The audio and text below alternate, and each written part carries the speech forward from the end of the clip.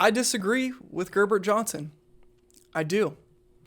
But before I get into that, I just wanted to mention that, y'all, I reached out to him. I wanted to debate him on this, and I got no response. So if you're watching this, Gerby, let's hop on a pod, dude. Let's get on Zoom or something. But I disagree with him. Now, that's not to say I don't like the guy. I love him, and I used to connect with his videos a lot. The freestyling, the entertainment aspect, I really respect him for his valuing of self-improvement and such, because I'm on the same page as that. You feel me? And a lot of what he does mention in his videos, I mention in my own. This Maslow's hierarchy of needs stuff. You know, we all have our human needs. We all have a complexity of social needs that need to be met. And a lot of what Gerbert's philosophy and agenda is that the new age technology, the new culture with social media has really inhibited people from connecting in real life and in person. And he especially focuses on young men having a challenging time with dating because of this. Hypergamy. But I want to focus primarily on socializing as a young person. And here's why I think he's wrong.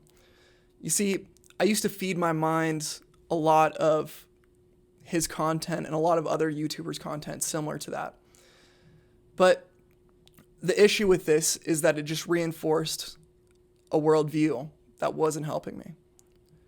You see, if my perception of the world is that it's going to be challenging, it's hard to make friends because of the world we live in, it's kind of like the world's against me and I can't do much to change the world.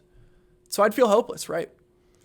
And with this hopelessness, I thought I couldn't make friends. I thought I couldn't change the way things were in my life. And I just had to accept that the reality he described was my reality.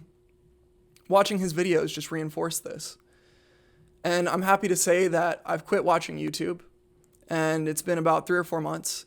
It's pretty rare when I do hop on. But now that I've let go and I've been more open to interpreting the world for what it is, my subjective reality isn't determined by what people say on the internet. My subjective reality isn't reinforced. My worldview isn't being reinforced by me agreeing with stuff people say on the internet.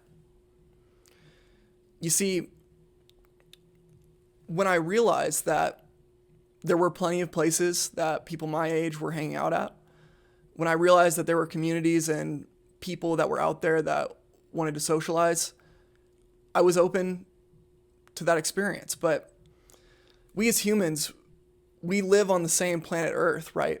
But we all have a different subjective experience. And our subjective experience is based on our belief systems, our worldviews.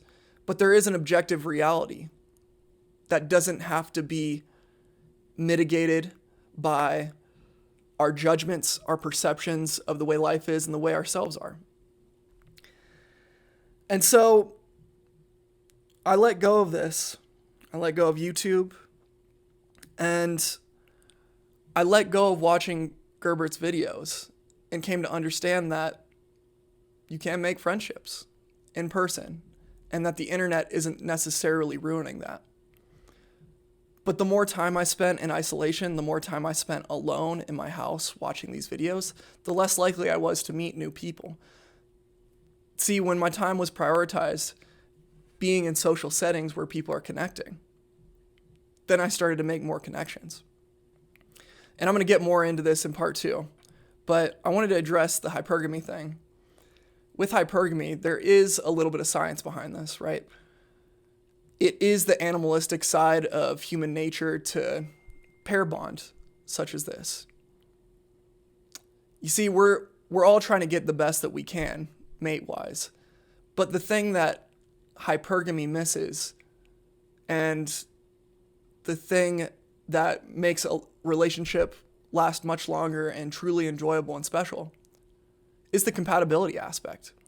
You see, I'm a 25-year-old male, and I used to agree with the red pill, with the hypergamy videos, with what Gerbert Johnson was saying. And it put me in this mindset of, well, if I want a high quality woman, if I want a woman that's attractive, then I'm just going to have to bust my ass, work super hard on building myself, building resources financially. And then maybe once I'm ready, when I'm 30, 35, then I'll find Little Miss Perfect. But you see, that isn't necessarily the only thing that determines a relationship. A lot of it is us feeling worthy, us feeling good enough to have somebody, us feeling of value to have friends. And so humans being so complex with their social needs, a lot of it is compatibility and not just this external, tangible, measurable stuff that hypergamy calls out. And so that's pretty much why I disagree with Gerbert Johnson.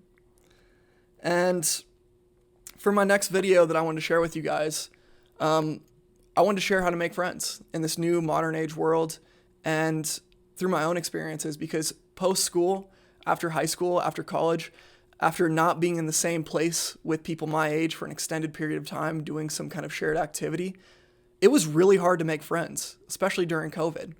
And so all the information that I'm sharing with you guys is going to be from my firsthand experience and what worked for me. Thank you guys for watching my video.